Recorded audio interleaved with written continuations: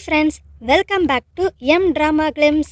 நேற்று நம்ம பார்த்த டிவி வேர்ல்டு ட்ராவல் அப்படிங்கிற ட்ராமாவோட பார்ட் 2 தான் நம்ம பார்க்க போகிறோம். பார்ட் 1 பார்க்காதவங்களுக்கு கீழே டிஸ்கிரிப்ஷனில் லிங்க் கொடுத்துருக்கேன், மறக்காமல் செக் பண்ணிக்கோங்க. இதே மாதிரி நிறைய கதை கேட்கணும்னா மறக்காமல் என் சேனலை சப்ஸ்கிரைப் பண்ணிடுங்க.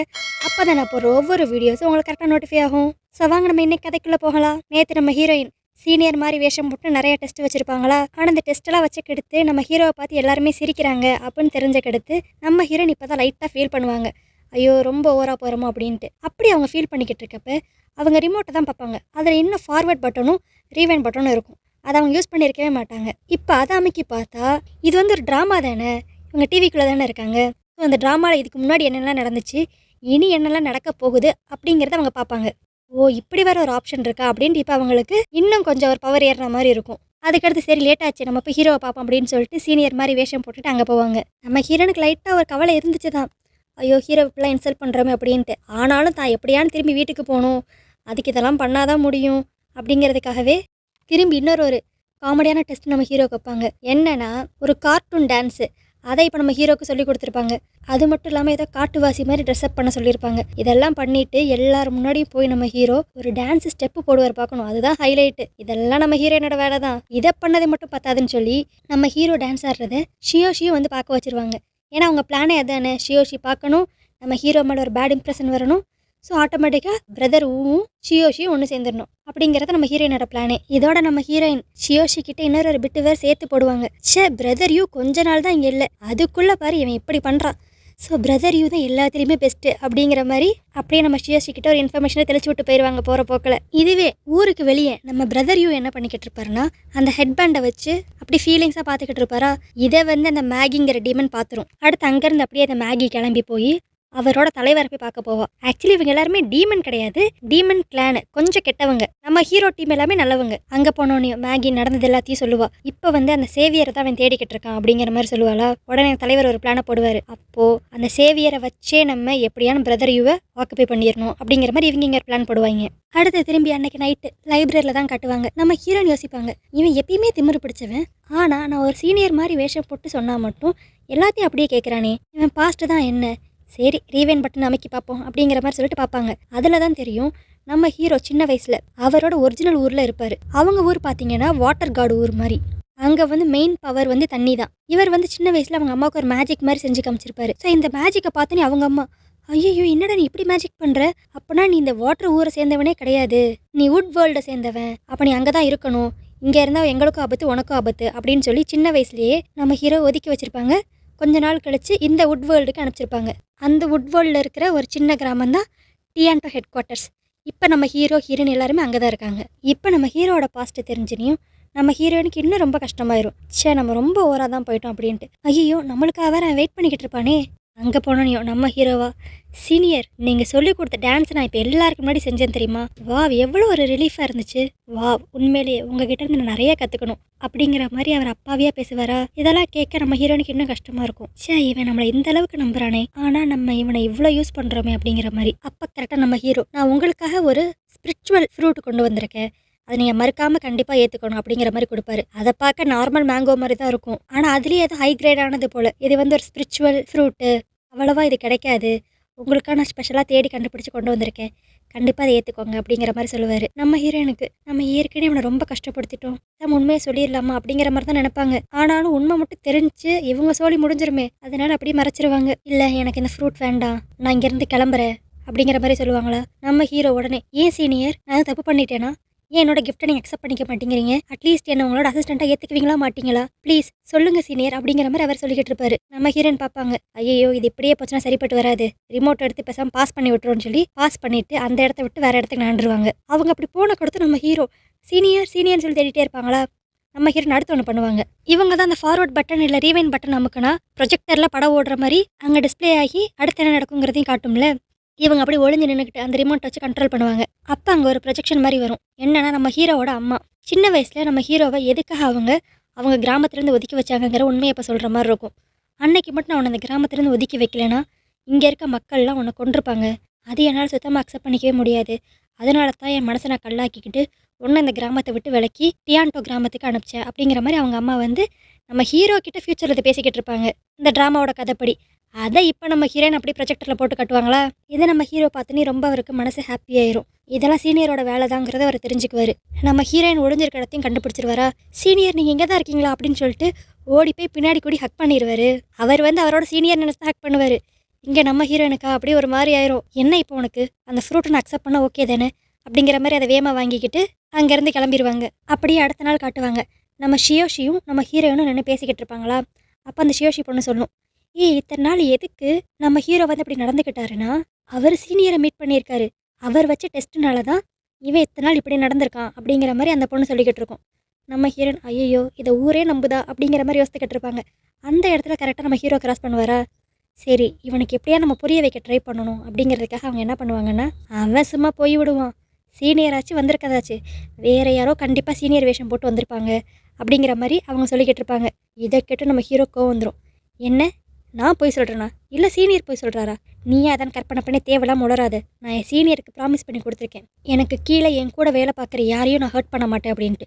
அதனால உன்னை பொழைச்சிப்போன்னு சொல்லி விடுறேன் அப்படிங்கிற மாதிரி நம்ம ஹீரோயினுக்கு ஒரு மிரட்டல் மட்டும் கொடுத்துட்டு அங்கேருந்து போயிடுவார். ஆனால் அப்படி போகிறப்ப தான் நம்ம ஹீரோ லைட்டாக நோட் பண்ணுவார். நம்ம ஹீரோயினோட ஸ்ட்ரக்சரும் நேற்று சீனியராக வந்தவரோட ஸ்ட்ரக்சரும் ஒரே மாதிரி இருக்கும். ஹைட்டாக இருக்கட்டும், பாடி வெயிட்டாக இருக்கட்டும், ஈவன் ஸ்மெல்லாக கூட இருக்கட்டும், எல்லாம் ஒரே மாதிரி இருக்கே அப்படின்ட்டு யோசிப்பார். ஏதோ தப்பாக இருக்கே அப்படின்ட்டு யோசித்துக்கிட்டு இருப்பார். அதுவே அப்படி இன்னொரு சைடு பார்த்தோம்னா நம்ம பிரதர் யூ, அவர் வந்து ஒரு பொண்ணு ஹக் பண்ணிட்டு நிற்கும். அந்த பொண்ணோட தலையில் நம்ம ஹீரோயினோட அந்த பேண்டு வேறு இருக்கும். என்னன்னா அவர் சேவியர்னு நினச்சிட்டு வேற ஒரு பொண்ணை தப்பாக ஐடென்டிஃபை பண்ணி வச்சிருக்காரு. ஆனால் அந்த பொண்ணு யாரும் நல்லா பார்த்தீங்கன்னா நம்ம டீமன் குரூப்பில் இருக்க மேகி. ஆனால் பாவம் அது நம்ம பிரதர் யூக்கு தெரியல. அவர் அந்த பொண்ணுக்கிட்ட நான் எப்படியோ நான் கண்டுபிடிச்சிட்டேன், அடுத்து நான் உன்னை என் கிராமத்துக்கு கூட்டு போய் எல்லாருக்கிட்டையும் உன்னை இன்ட்ரடியூஸ் பண்ணி வைப்பேன், அப்புறம் என்ன நம்ம ஈஸியாக ஒன்று சேர்ந்துடலாம் அப்படிங்கிற மாதிரி அவர் சொல்லிக்கிட்டு இருப்பார். ஆனால் நம்ம டீமன் மேகியோட பிளான் என்னன்ட்டு நம்மளுக்கு தான் தெரியும். எப்படியான்ட்டு இந்த பிரதர் யூவை வசியப்படுத்தி அந்த டியான்டோ கிராமத்தை அழிக்கணுங்கிறதான் இவங்களோட நோக்கமே. அப்படியே அடுத்த நாள் நம்ம ஷியோஷி வந்து வேகமாக ஓடி வந்து நம்ம ஹீரோயின் கிட்ட, ஹே பிரதர் யூ வந்துட்டாரு, நம்ம எல்லாரையும் மீட் பண்ணணும்னு சொல்லியிருக்காரு அப்படிங்கிற மாதிரி சொல்லுவாங்களா? நம்ம ஹீரோயினோட மைண்ட் வாய்ஸ், ஆஹா பிரதர் யூ வந்துட்டாரு, எப்படியாச்சும் ஷியோஷியும் பிரதர் யூவையும் சேர்த்து வச்சுட்டா போதும், நான் ஈஸியாக ஜாலியாக வீட்டுக்கு போயிடுவேன் அப்படிங்கிற மாதிரி அவங்க ஹாப்பியாக இருப்பாங்க. ஆனால் அதில் அப்படியே கள்ள தூக்கி போடுற மாதிரி அடுத்து ஷியோஷி ஒரு விஷயத்த சொல்லுவாங்க பார்க்கணும். அவர் எதுக்கு நம்மளை கூப்பிட்ருக்காருன்னா, அவரோட ஃபியான்சேவை மீட் பண்ணுறதுக்கு தான் நம்மளை கூப்பிட்ருக்காரு அப்படிங்கிற மாதிரி சொல்லுவாங்க. நம்ம ஹீரோனுக்கு ஷாக் ஆயிரும். என்னடா இப்படி ஒரு ட்விஸ்ட்டை நான் கதையில் கேள்விப்பட்டதே கிடையாது. போச்சு, நான் வந்ததுனால ஏதோ ஒரு சின்ன குழப்பம் நடந்திருக்கு, அதை சரி பண்ணால் மட்டும்தான் நான் வீட்டுக்கு திரும்பி போக முடியும், அது என்னன்னு சொல்லி பார்ப்போம் அப்படிங்கிற மாதிரி சொல்லிட்டு அடுத்து பிரதர் யூவை மீட் பண்ணுறதுக்கு எல்லாரும் போவாங்க. இவங்க ட்ராவல்லாம் பார்த்தீங்கன்னா எதுவும் வண்டியெல்லாம் எப்பயுமே இருக்காது, வானத்திலேயே தான் இருக்கும். ஒரு பேப்பர் பேர்டு மேலே பறந்து இப்போ நம்ம ஷியோஷியும் நம்ம ஹீரோயினும் போய்கிட்டு இருப்பாங்களா? நம்ம ஹீரோயினா ஐயையோ எனக்கு ஹைட்டுனாலே பயம், என்னை இறக்கி விட்டுருங்க அப்படிங்கிற மாதிரி கத்திக்கிட்டு இருப்பாங்க. அந்த இடத்துக்கு நம்ம ஹீரோ வந்து, இதுக்கெல்லாம் போய் இப்படி அசிங்கமாக பயப்படுற, இதுக்கு தான் எனக்கு லோ கிரேட் பீப்புள்ஸே பிடிக்காது, சத்தம் அதிகமாக இருக்குது, கொஞ்சம் சவுண்டை குறைச்சிக்கோ அப்படிங்கிற மாதிரி சொல்லிட்டு அவர் போயிடுவார்.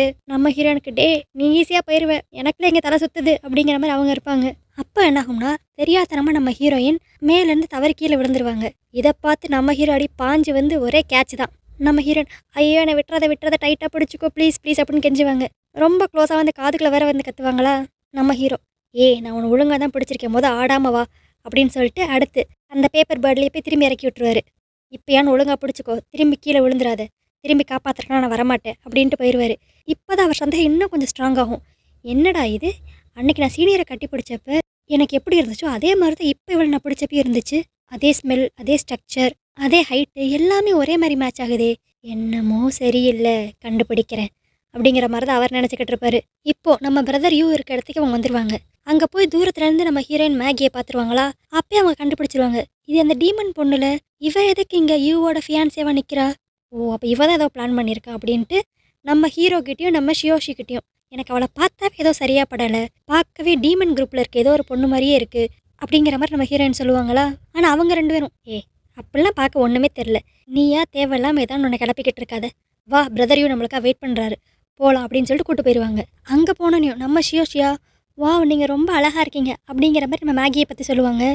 இதை பார்த்து நம்ம ஹீரோயின், ஷியோஷி உனக்கு என்னாச்சு, நீயா இப்படிலாம் பேசுகிற அப்படிங்கிற மாதிரி ரியாக்ட் பண்ணுவாங்க.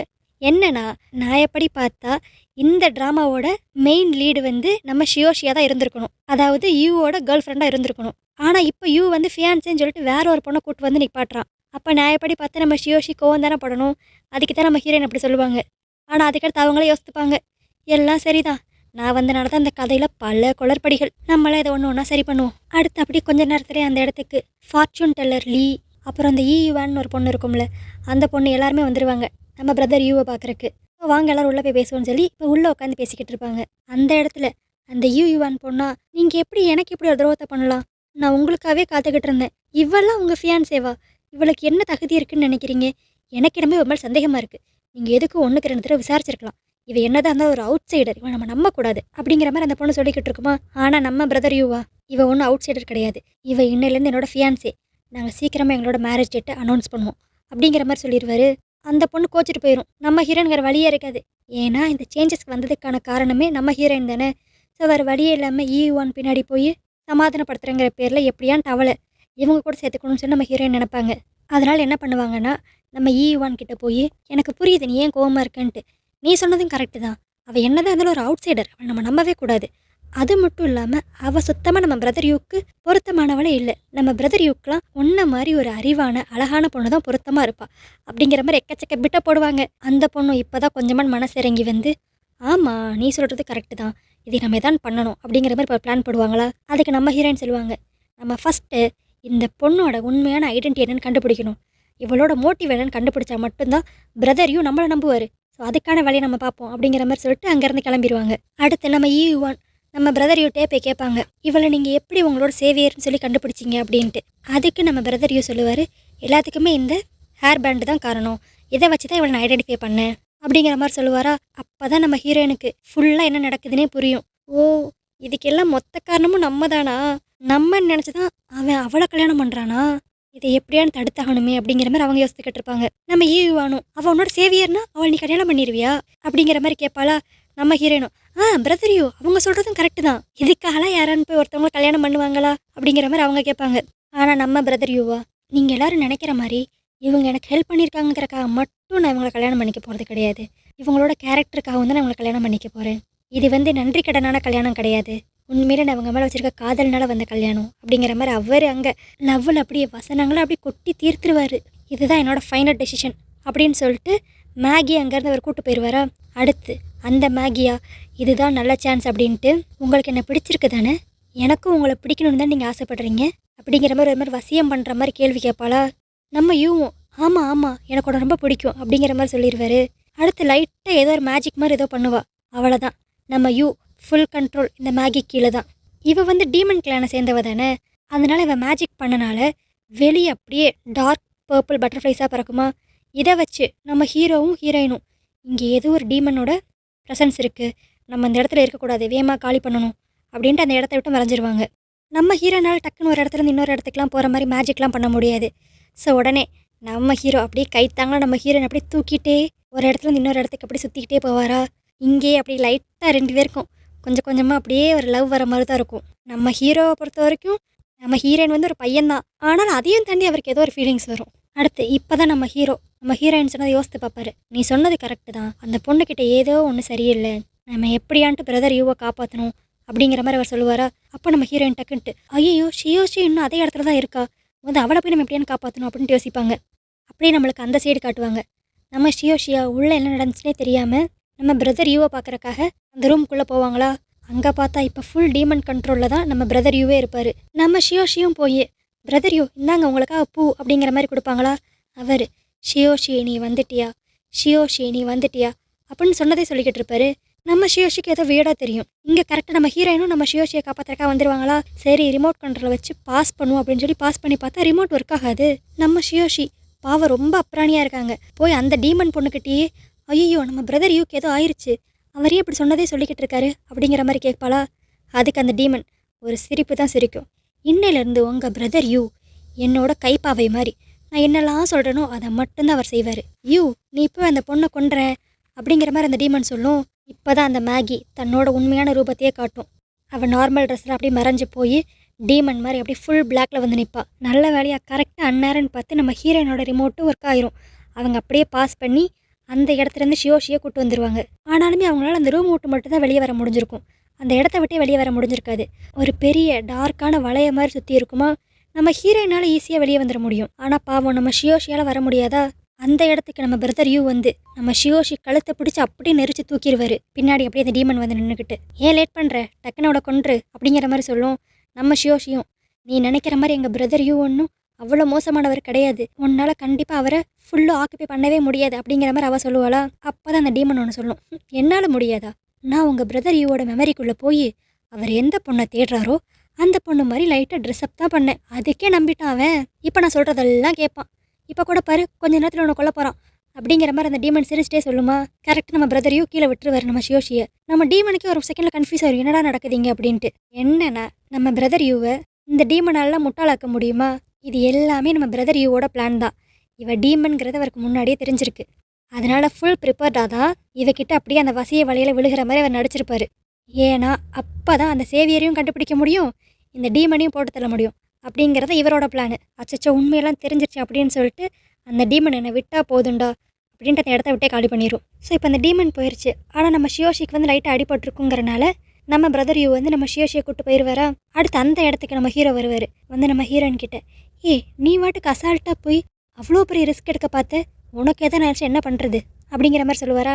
நம்ம ஹீரோயினுக்கு, என்ன நீ என் மேலே அக்கறைப்படுறியா அப்படிங்கிற மாதிரி தான் இருக்கும். உடனே நம்ம ஹீரோ, மேலே ஒன்று அக்கறைலாம் கிடையாது, உனக்கு எதனாச்சுன்னா அந்த பாவமும் என் தலையில் தானே வந்து விழுகும், அதனால தான். சரி இந்தா பிடி, இந்த கல்லை வச்சுக்கோ, இனிமேல் உனக்கு எதனா ஒரு ஆபத்துனா இதை ப்ரெஸ் பண்ணு, நீ எந்த இடத்துல இருக்குங்கிற லொக்கேஷனை இதை எனக்கு காட்டி கொடுத்துரும் அப்படிங்கிற மாதிரி ஒரு கல்லை ஒன்று கொடுத்துட்டு போவார். நம்ம ஹீரோயின் அதை அப்படியே பார்த்துட்டு, ஓ நம்ம ஊர் ஜிபிஎஸ் மாதிரி இந்த ஊரில் இது கல்லா, சரி ஓகே என்னைக்கான யூஸ் ஆகும் அப்படின்னு சொல்லி அவங்களும் வாங்கி வச்சுக்குவாங்க. ஆக்சுவலி இந்த சீன்லேருந்து நம்ம லைட்டாக தெரிஞ்சிருக்கும், நம்ம ஹீரோவுக்கு நம்ம ஹீரோயின் மேலே ஒரு இன்ட்ரெஸ்ட் இருக்குது, ஆனாலும் அவன் ஒரு பையன் அப்படின்னு சொல்லிட்டு தான் அவர் எதுவுமே பெருசாக எக்ஸ்ப்ரெஸ் பண்ண மாட்டார். ஸோ இனி நம்ம ஹீரோயின் பொண்ணு தாங்கிறது நம்ம ஹீரோக்கு தெரிய வருமா, இல்லை கடைசி வரைக்குமே தெரிய வராதா, அதுக்குள்ளே நம்ம ஹீரோயின் அவங்க வேர்ல்டுக்கே போயிடுவாங்களா. இது நம்ம பிரதர் யூ வேறு, அவரை காப்பாற்றினது யாருன்னு சொல்லி தேடிக்கிட்டு இருக்காங்க. இது எல்லாம் பார்த்தாதுன்ட்டு இந்த டீமன் வேறு நடுவில் வந்து பிரச்சனை பண்ணுது. இது எல்லாத்தையும் டேக்கிள் பண்ணி நம்ம ஹீரோயின் கடைசி அவங்க வேர்ல்டுக்கு போனாங்களா இல்லையா, இல்லை கடைசியில் இங்கே நம்ம ஹீரோ கூட அப்படியே அவங்க செட்டில் ஆயிடுவாங்களா அப்படிங்கிற எல்லா கதையுமே நம்ம நாளைக்கு எபிசோடில் பார்ப்போம். நாளைக்கு நான் போட போகிற வீடியோ உங்களுக்கு கரெக்டாக நோட்டிஃபை ஆகணும்னா மறக்காம என் சேனலை சப்ஸ்கிரைப் பண்ணிடுங்க. அப்போ தான் நான் போடுற ஒவ்வொரு வீடியோஸும் உங்களுக்கு கரெக்டாக நோட்டிஃபை ஆகும். ஓகே கைஸ், நாளைக்கு வீடியோவில் உங்களை பார்க்குறேன். அது வரைக்கும் பாய்.